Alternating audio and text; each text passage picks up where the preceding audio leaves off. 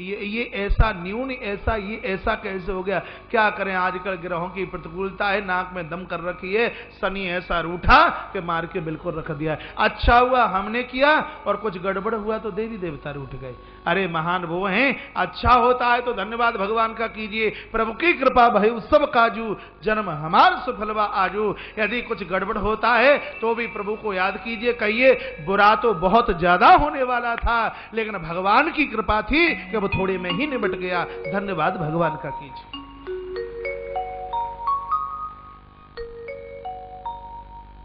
क्या कहा कि कई ने, भूपति सुरपति पुर पगुधारे हो। वेदाता ऐसा रूठा कि महाराज दुनिया छोड़ करके ऊपर के लोक के लिए चले गए, महाराज की मृत्यु हो गई। और ज्यों श्री भरत ने महाराज इतना सा सुना है, जैसे बयार के झंकोरे से, हवा के झंकोरे से कोई पत्थर की प्रतिमा धड़ाम से नीचे आ जाए, उसी प्रकार से आसन पर बैठे हुए श्री भरतलाल जी धड़ाम से मूर्छित होकर के धरती पर आ गए। छाती पीट पीट करके रोने लगे, हा तात हा तात हा तात तात तात तात तात हा तात पुकारी, परे भूमि तल व्याकुल भारी। तात तात तात कह करके इन्होंने विलाप किया और अपने पिता को याद करते करते भरत रो रो करके कहते हैं, पिताजी क्या मुझसे ऐसा अन्याय, मुझसे ऐसी कौन सी गलती हुई कि बीच धार में छोड़ करके आप मुझे चले गए? पिताजी कम से कम मेरा हाथ भैया राम के हाथ में सौंप करके तो जाते। पिताजी मैं आपके चरणों को भी नहीं छू पाया, मैं आपका दर्शन भी नहीं कर पाया, मैं इतना अभागा। पिता आप मुझे छोड़ करके चले गए। कैकेयी को ऐसा लगा कि रो रो करके कहीं भरत अपने प्राणों को ना छोड़ दे, तो क्यों नहीं मैं इसको ये कह दूं कि तेरे लिए मैंने अयोध्या का शासन और राम के लिए 14 वर्ष का वनवास मांग लिया है। ये सुनकर के भरत खुश हो जाएगा। लेकिन इस कैकेयी को ये क्या पता था कि तू समझ रही है वो भरत नहीं, ये राम का अनुगामी भरत है। शेष शारदा भी जिसके चरित्र की पूर्णता करने में समर्थ नहीं हो सकती, ये वो भरत है। शीघ्र ही कैकेयी ने कहा, बेटा भरत पिताजी को तो जाना ही था, आज नहीं तो 10 साल के बाद। तू क्यों चिंता करता है?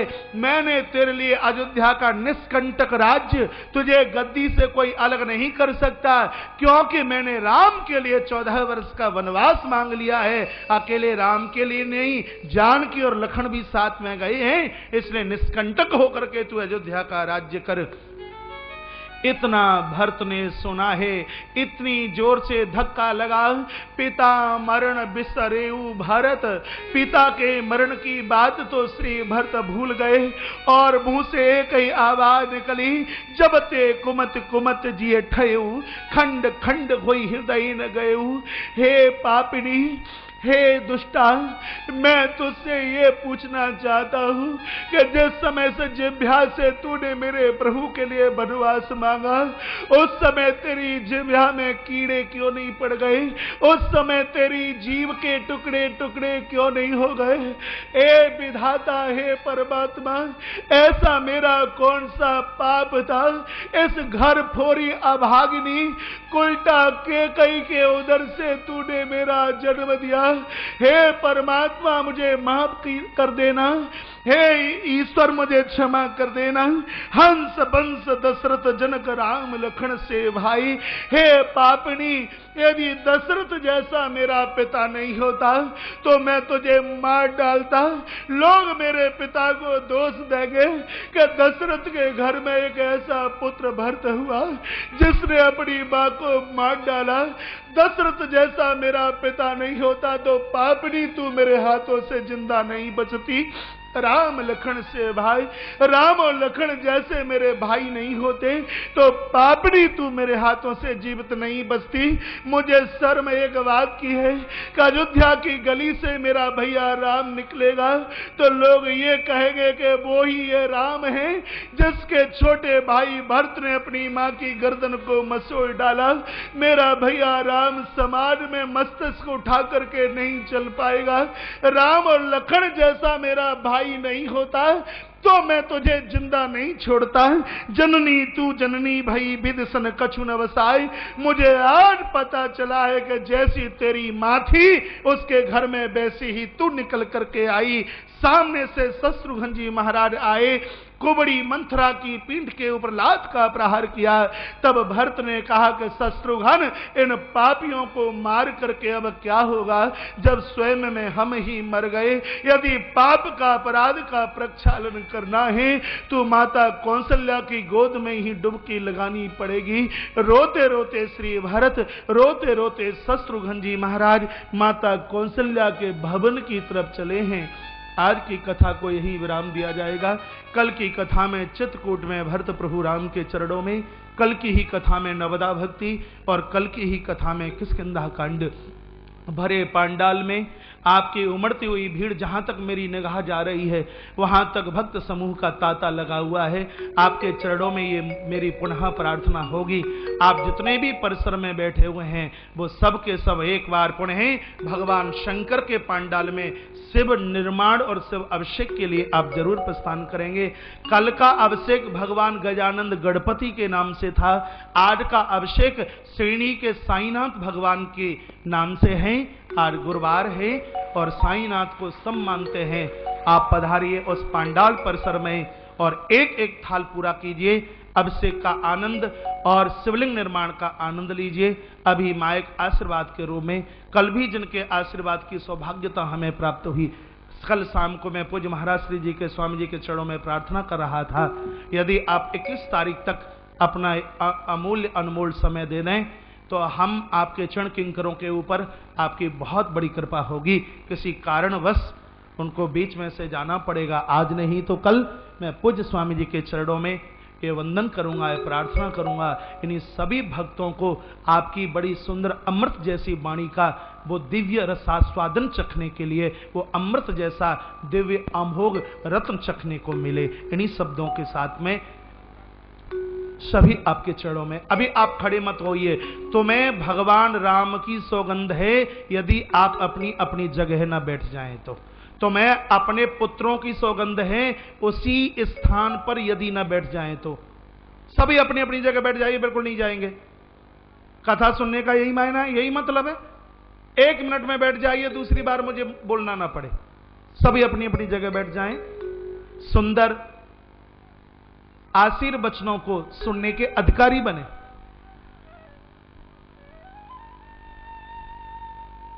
महाराज जी,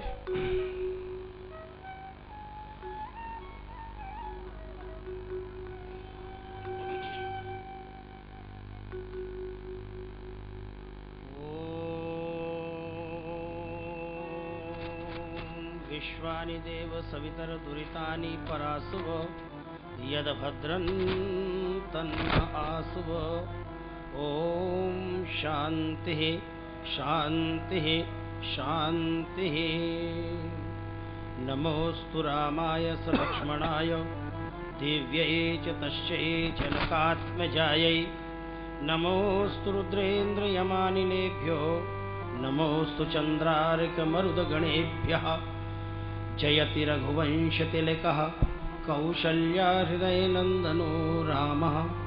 दशवदन निधनकारी दासरथी पुण्डरीकाक्षः। भरजनं भवबीजानाम् अर्जनं सुखसम्पदाम्। तर्जनं यमदूतानां राम रामेति गर्जनम्। मूकं करोति वाचालं पंगुं लंघयते गिरिं। यत्कृपातमहं वन्दे परमानन्दमाधवम्।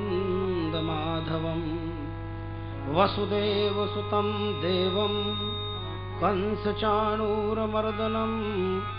देवकी परमानन्दं कृष्णं वन्दे जगद्गुरुम्। यस्याङ्के च विभाति भूधरसुता देवापगामस्तके।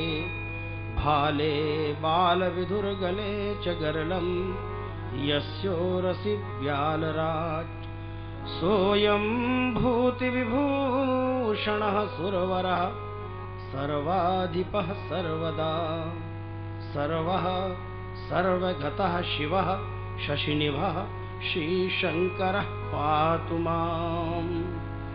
सर्ववेदान्तसिद्धान्तगोचरं तमगोचरं गोविन्दं परमानन्दं सद्गुरुं प्रणतोऽस्म्यहम्। अतुलितबलधामं स्वर्णशैलाभदेहं धनुजवनकृशानुं ज्ञानिनामग्रगण्यं सकलगुणनिधानं वानराणामधीशं रघुपतिप्रियभक्तं वातजातं नमामि। बोलिए सच्चिदानंद भगवान की। आए महाराज श्री ने तो आपको ऐसे वाक्य कहकर के बिठाल दिए कि जिसमें बैठना आपके लिए बहुत अनिवार्य हो गया।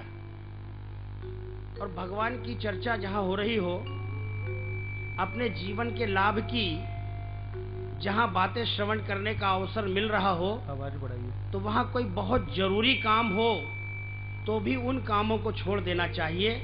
और इसलिए महाराज जी ने बड़ी कठोरता पूर्वक, बड़े कठोर अनुशासन में आपको बांध करके रखा है।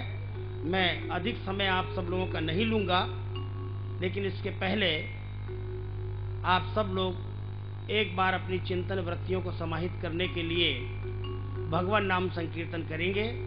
जाना पहचाना संकीर्तन है, कल मैंने आपसे कराया है, उसका अभ्यास आपको हो चुका है।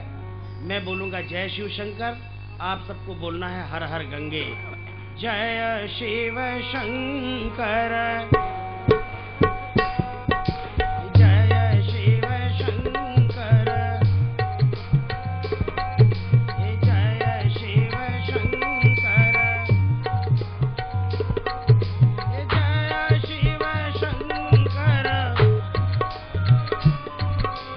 जय शिव शंकर जय शिव शंकर। हेलो जय शिव शंकर जय शिव शंकर जय शिव शंकर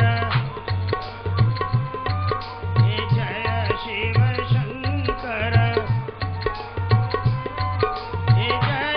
शिव शंकर जय शिव शंकर जय शिव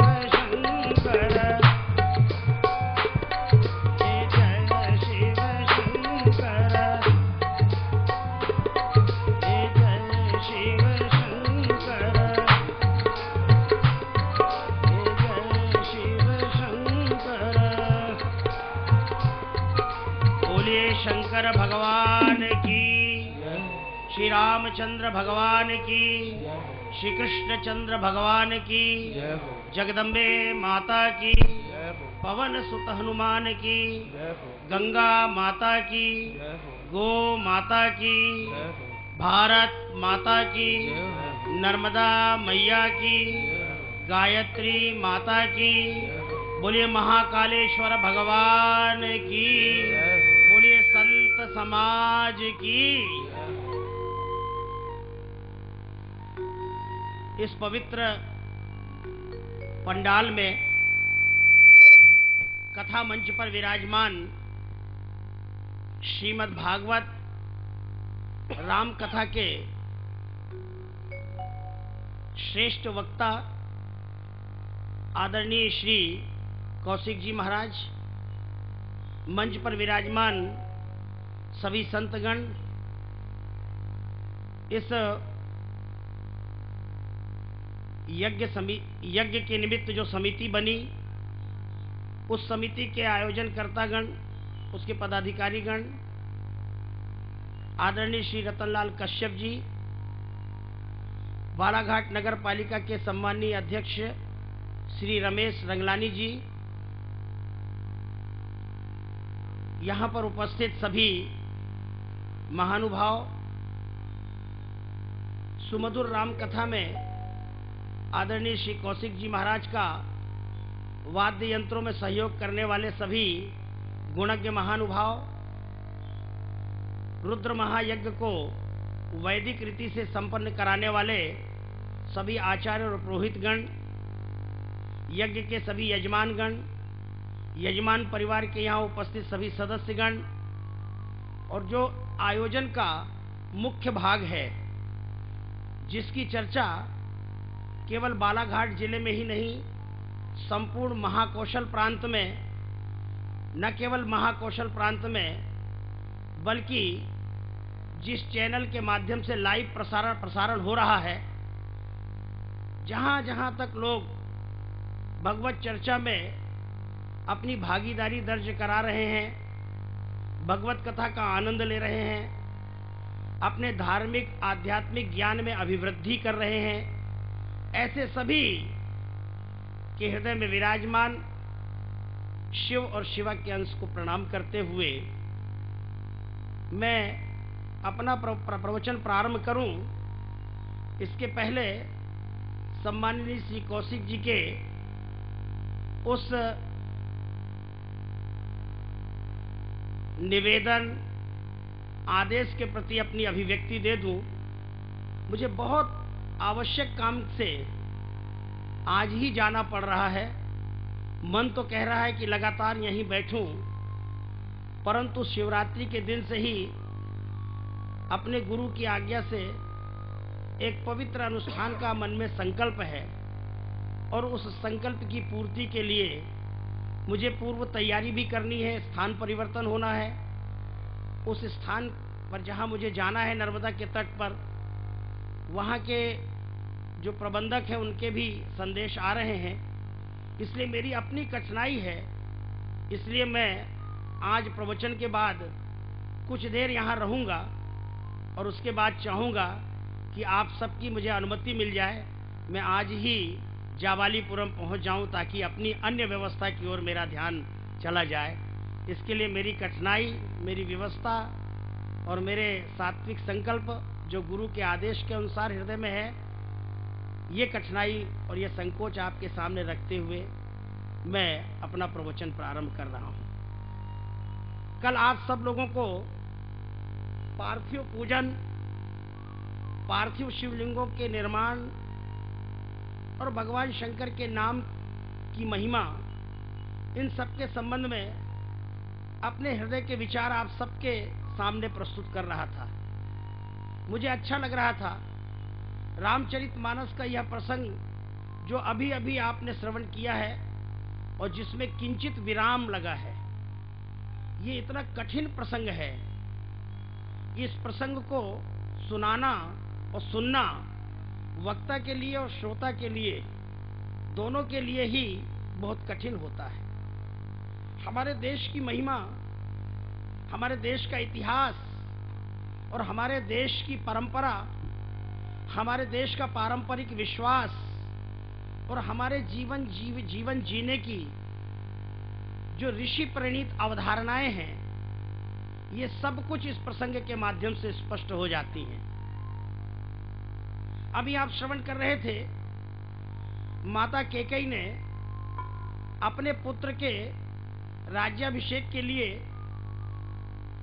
भगवती कौशल्या के पुत्र प्रभु श्री राम, उनको 14 वर्ष का वनवास मांगा। दशरथ जी ने भोलेपन में उनके वरदान स्वीकार तो कर लिए, परंतु जैसे ही कैकेयी की मन की योजना का पता उनको लगा, वो बहुत दुखी हो गए। रामचरितमानस में और संपूर्ण तुलसी साहित्य में और रामचरितमानस के जितने शोध प्रबंध इस देश में मानस प्रेमियों ने अपने अपने ढंग से लिखे हैं, उस संपूर्ण राम साहित्य को पढ़ने के बाद स्पष्ट हो जाता है कि किन परिस्थितियों में यह सब कुछ हुआ। अयोध्या में भूचाल आ गया। न केवल अयोध्या में बल्कि आसपास के राज्यों में भी हलचल मची। जो कैकेयी प्रभु श्री राम को, बालक राम को इतना स्नेह करती हैं, जिसके बिना एक क्षण भी नहीं रह पाती, वही कैकेयी माता भगवान श्री राम के 14 वर्ष के वनवास के निमित्त बन गई।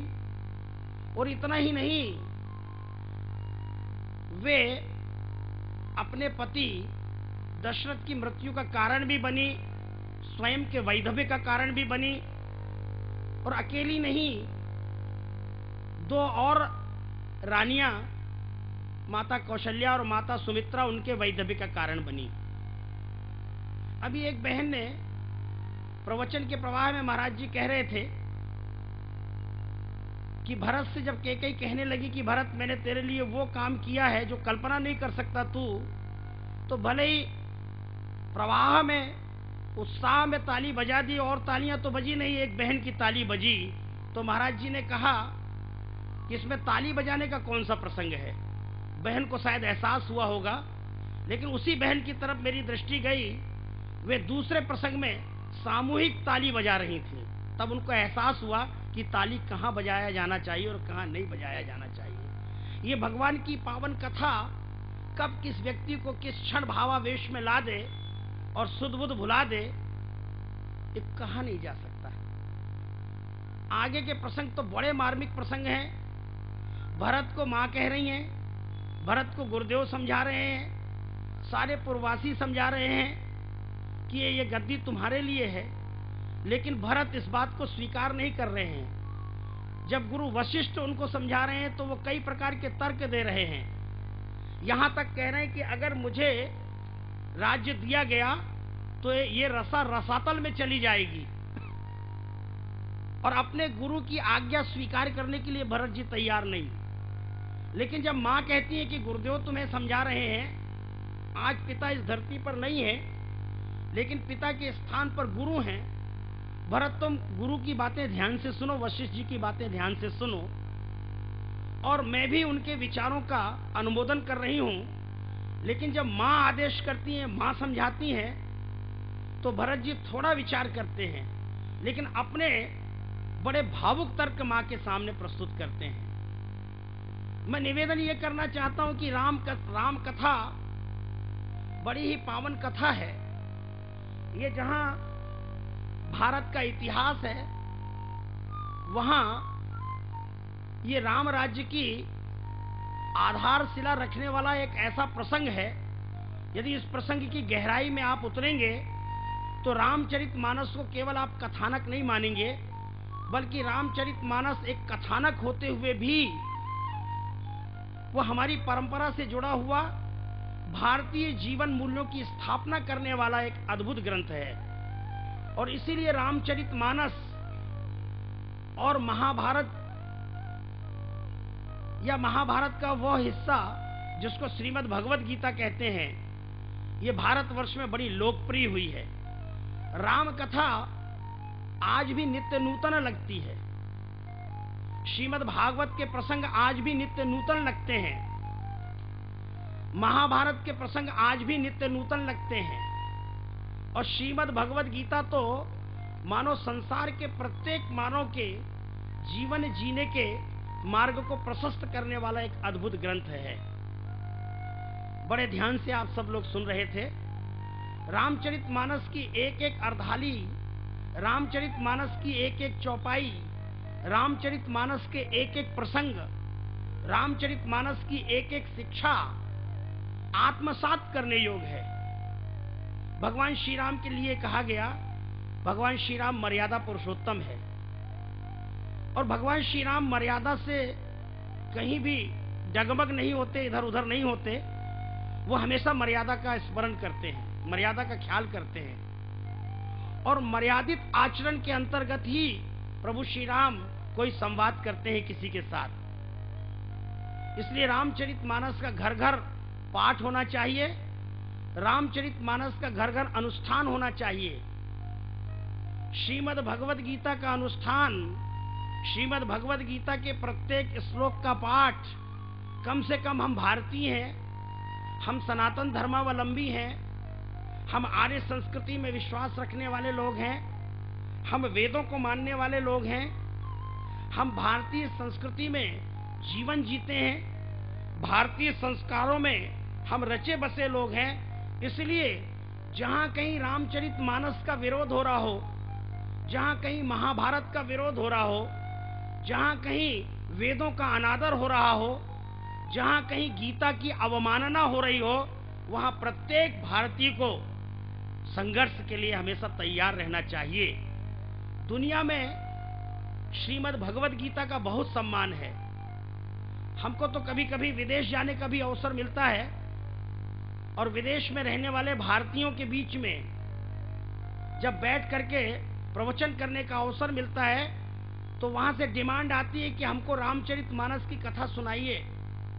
वहां के नन्हे नन्हे बालक कहते हैं हमको भक्त ध्रुव का चरित्र सुनाइए, हमको भक्त प्रहलाद का चरित्र सुनाइए, हमको दिति और अदिति इन दो बहनों की कथा सुनाइए, कद्रू और वनिता की कथा सुनाइए।